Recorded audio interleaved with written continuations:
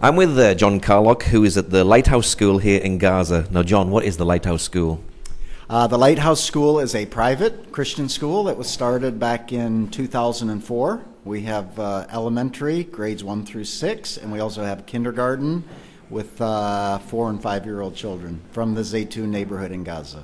And are you the principal of the school? I am not the principal. I am the project director. I founded the school. We have a Palestinian principal and a Palestinian staff here at the school. And why did you found the school here in Gaza?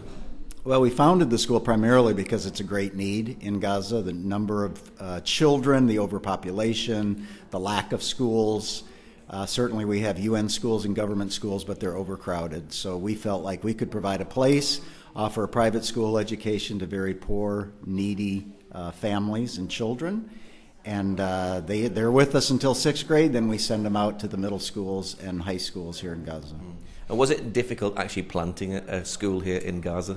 It wasn't easy, but we took it step by step. We started very small, 3 grades, 67 kids, and we grew each year. We added a grade each year. So, yeah, there were certain difficulties that we faced with the government. There are certain difficulties we faced being in Gaza and under the situation and the conditions in Gaza, but God has helped us. He's been faithful, and we've relied on Him, and He's provided.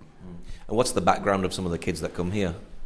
Most of the children are coming from very difficult families, very difficult homes, parents that had no more than a 3rd or 4th grade education themselves, living in poverty. So we're trying to break that cycle, give these kids a good education where they can continue on and complete their high school studies.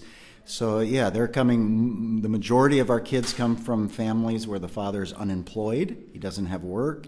They're receiving relief assistance from different organizations. And a lot of them would go to a UN school or a public school if they weren't coming to Menara School. But the education at that school, because of the overcrowded conditions, is not ideal. Do they pay to come to this school as a private school, or is it a charity-run base? Yeah, that's a good question. It is a private school, so we have tuition. But what we've set up is a sponsorship program to where about 85% of our kids are sponsored. They receive tuition assistance. So most of the kids pay anywhere from 5% to about 25% of the total cost. So everybody pays something.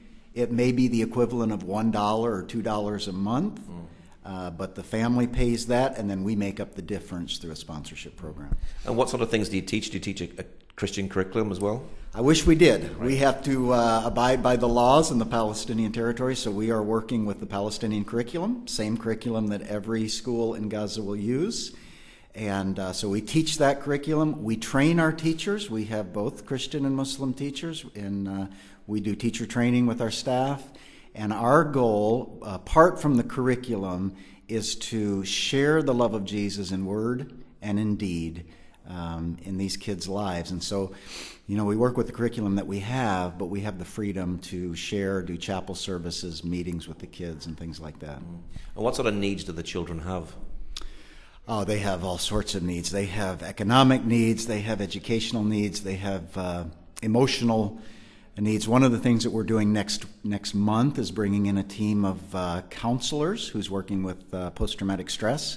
So a lot of our kids, because of the violence in Gaza, because of the war, are really dealing with some emotional issues, psychological issues that are under the surface and certainly come out in the classroom and behaviors and things like that.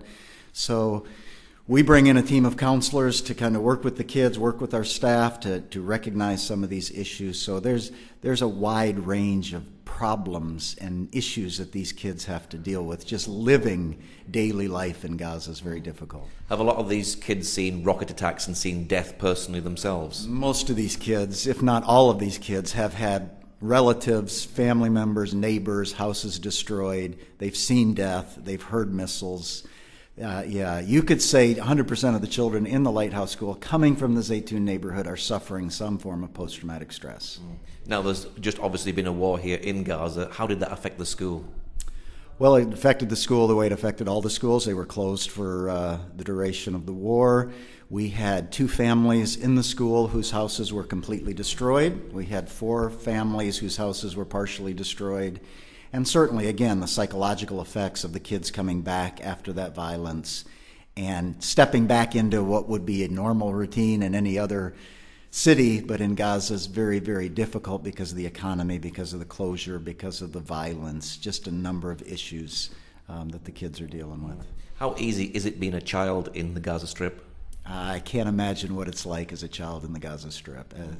It's very difficult. A lot of pressure in the home, in the society. And one of the things that we try here at the Lighthouse School, this is an oasis. We want the kids to come in here, not just get a good education, but feel an atmosphere of safety, security, love, acceptance, build their self-confidence, and at least give them a place during these childhood years where they can enjoy life, they can learn, and they can feel safe. Now, just earlier you were talking about the church in Gaza. What is happening at the moment at the church in Gaza? Well, the church in Gaza is really going through some growth. They've had a new pastor come in from Egypt a year ago, first pastor they've had in 5 years. And the youth group has been built up. Just recently, within the last month, they had a team come in from Egypt, about 10 believers, who did weekly services, revival services. A number of young people came to the Lord.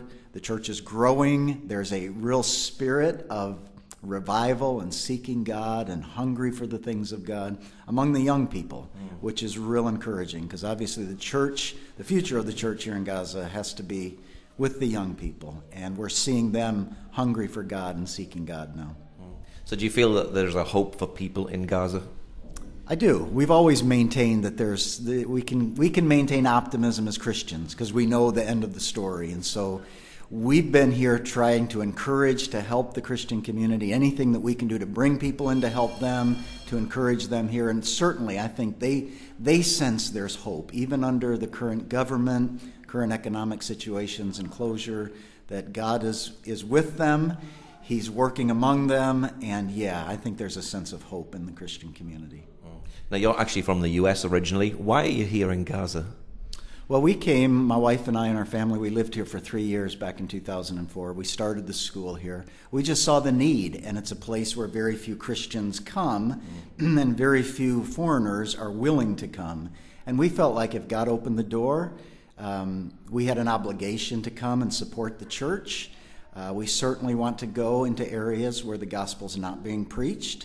And this is one of those areas where there's just not a lot of Christian ministry going on. So we saw the need. We felt like God opened the door. And since that time in 2004, we've seen God bless the ministry here at the school and our lives personally, and certainly the church in Gaza. And what's your prayer for Gaza and for the young people? My prayer for Gaza is that the church would continue to grow. Certainly we hope and pray that the outside world, especially the Christian community, would understand that there's a Christian community in Gaza that's under a lot of pressure, but loves Jesus and doing their best to serve the Lord. So that's one of our desires, to get the word out to Christians outside so that the church in Gaza feels support from Christians outside. And within Gaza, that God would raise up new leadership, young people that would study the Bible through Bethlehem Bible College Extension Program, which is going on now. And that God would raise up the next generation of leaders from right here in Gaza among the Palestinians.